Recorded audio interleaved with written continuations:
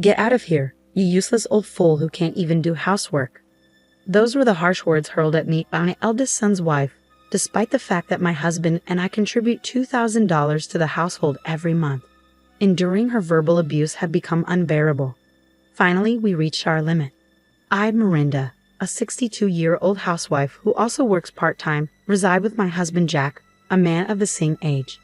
Jack, a serious and kind salary worker, and I have never had any major conflicts. Our son, Ronald, 32, shares his father's compassionate nature and strong sense of justice. After graduating from university, he secured a job at a reputable company where he met Alice, his wife of 2 years. Initially, Alice seemed like a serious and charming woman, well regarded by her colleagues for her dedication. However, her true nature began to reveal itself gradually. At a family gathering, her drastic transformation stunned everyone. From a modest and demure appearance, she morphed into someone almost unrecognizable: flashy makeup, blonde hair, and loud jewelry. Her behavior at the gathering, particularly when intoxicated, was appalling.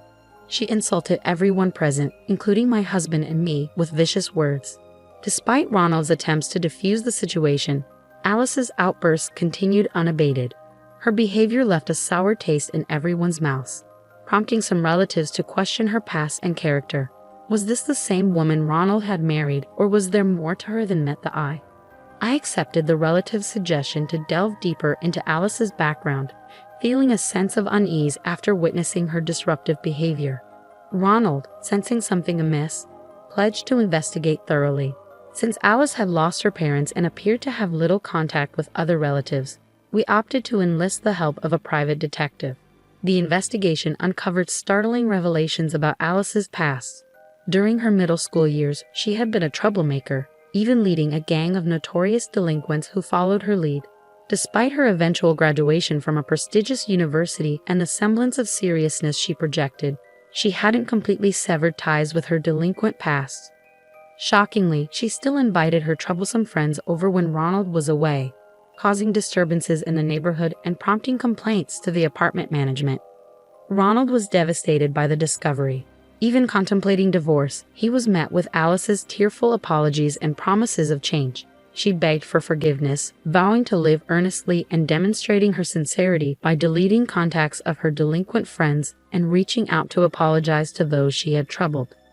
Witnessing her genuine remorse, Ronald's resolve wavered. Seeing her revert to her former serious demeanor, he reconsidered his stance on their marriage. While it remained a private matter between them, as parents, Jack and I chose to respect Ronald's decision, opting not to interfere. Later, I encountered Alice again in the summer, and she appeared to have returned to the serious, composed woman I had first met, reaffirming her commitment to change. I breathed a sigh of relief, believing that everything would be all right. However, fate had other plans. While lifting a heavy load during my part-time job, a sudden, excruciating pain shot through my back, immobilizing me. Rushed to the hospital by a concerned coworker, I received the diagnosis of severe low back pain, requiring me to take a break. Upon sharing the news with Ronald over the phone, he proposed that my husband and I move in with him and Alice, citing our increasing age and the likelihood of future injuries and illnesses. The idea had its merits, offering reassurance of having family nearby in times of need. It seemed like a logical choice. Once my back pain subsided, my husband and I discussed the proposition with Ronald and Alice, ultimately deciding to merge households. With a relatively spacious home, accommodating them posed no issue. Initially, the arrangement went smoothly, with Alice sharing household responsibilities, lightening my load. To ease the financial strain, my husband and I contributed $2,000 monthly from our salaries, despite it stretching my part-time income. However, over time, Alice's behavior shifted. She began complaining of poor health, yet her actions contradicted her claims. Despite confronting her, she grew defensive and hostile. It became evident that her remorse was insincere. She had merely feigned it to maintain her relationship with Ronald. Her demeanor mirrored her past as a delinquent, using intimidation to assert dominance. Fearful but determined, I resolved to no longer tolerate her manipulative behavior. If asked whether I feared Alice, I'd have to admit yes, to a degree. I may have reached 62 years of age, but that longevity didn't come without resilience. I refused to be cowed by the antics of a former delinquent. Maintaining an air of indifference to her words and actions, I calmly warned her of the consequences of her harassment. If your behavior crosses a line, it could constitute a crime. I am not your servant to be pushed around. Should you harm me, I will not hesitate to involve the authorities, I stated icily. Her reaction was a mix of surprise and defiance. Shut up, you old nuisance. I won't forgive you, she retorted with a loud scream, catching the attention of my husband and Ronald, who had been home for the holiday. After a brief explanation of the situation, we decided to address it together. My husband wasted no time in demanding an apology from Alice. However, she showed no intention of remorse, instead crossing her arms defiantly. Why should I apologize to this old fool? She sneered. I agreed to live together under the assumption that she'd handle the chores. But she's been utterly useless. There's nothing wrong with being angry at such incompetence, she added callously. Her selfishness left us speechless. Then she went on to make even more outrageous demands, declaring that we would all serve her from now on, dismissing my husband and me as burdensome and unnecessary. It was a blatant display of disrespect and entitlement, leaving us stunned by her audacity. My frustration reached its breaking point, boiling over into anger. I was done tolerating this woman's behavior and resolved to teach her a lesson. Surprisingly, my usually calm husband shared my intense anger. Let's move out, he said firmly, echoing my sentiments. Eager to escape Alice's presence, I agreed without hesitation. Hastily packing our essentials, we left the house, informing them that we would return later for our larger belongings. Ronald remained behind, presumably to confront Alice. With no alternative residence lined up and unwilling to burden relatives, we sought refuge in a nearby budget hotel. The uncertainty of our living situation weighed heavily on us, but we remained determined to find a new home. The next morning, my phone incessantly buzzed with calls from Alice. Reluctantly, I answered only to be greeted by her artificially sweet tone. It was clear she had an ulterior motive, and her insincerity turned my stomach. Her sudden shift in demeanor left me questioning how many personalities she possessed. Regardless, one thing was certain. Alice was not to be trusted, regardless of which persona she presented. I reached a point where dealing with her seemed futile and absurd. I simply declined her call and blocked all avenues of communication, ensuring she couldn't reach me. My husband, observing my actions, followed suit, understanding the need for a clean break. Together, we made the decision to sever all ties with Alice. Later that afternoon, Ronald called me with unexpected news. He had divorced Alice. He recounted how she had challenged him to proceed with the divorce, prompting him to follow through without hesitation. Proud of my son's decisive action, I firmly believed he had made the right choice. There was no way he could find happiness with someone like her. Ronald shared that Alice's attempts to manipulate him with her cutesy act had only reinforced his decision. Despite her claims of intelligence and education, Alice's behavior betrayed immaturity and arrogance.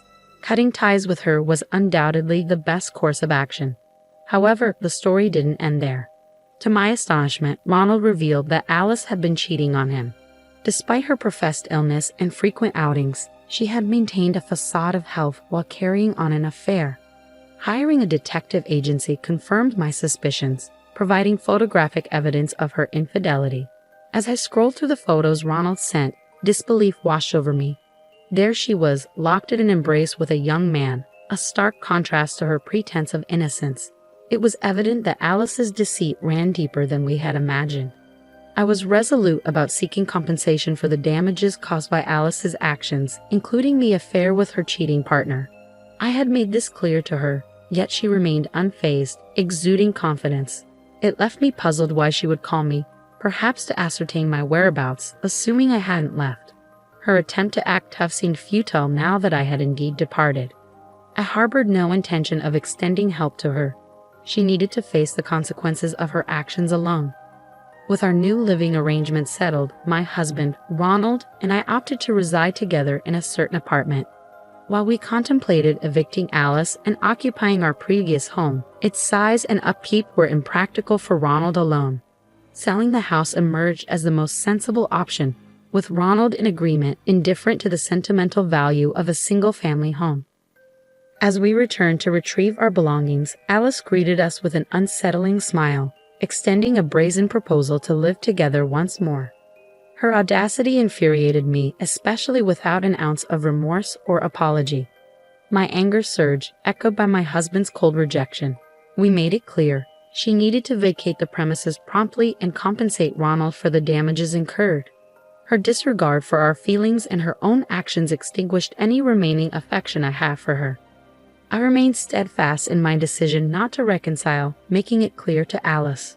Ronald echoed my sentiments, expressing his own anger towards her.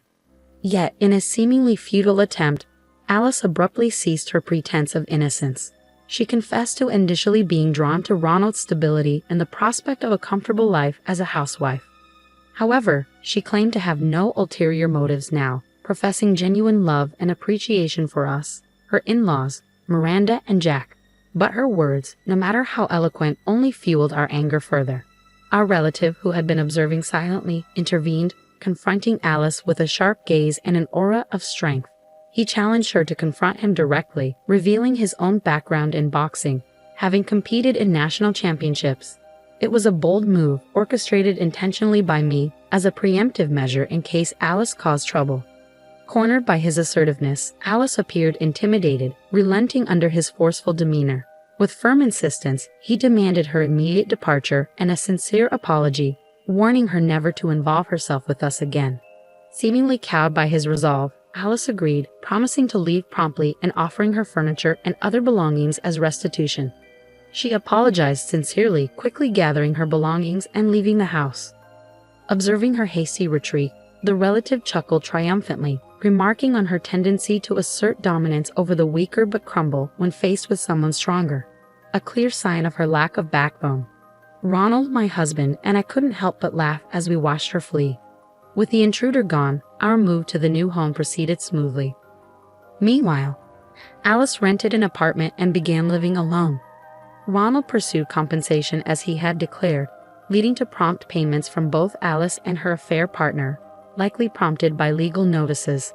As the relative had pointed out, Alice was unable to stand up to those stronger than herself.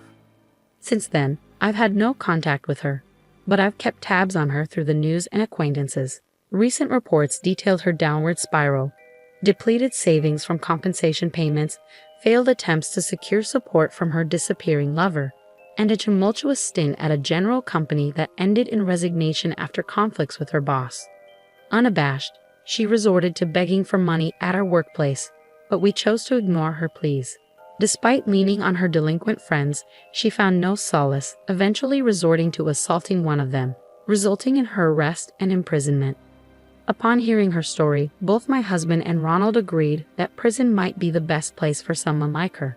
It's evident she hadn't truly reflected on her actions, despite feigning remorse. Now, I'm enjoying peaceful days with my family, planning holidays together in our smaller, more manageable apartment near the station. Moving was undoubtedly the right decision, and I look forward to continuing to live peacefully with my loved ones.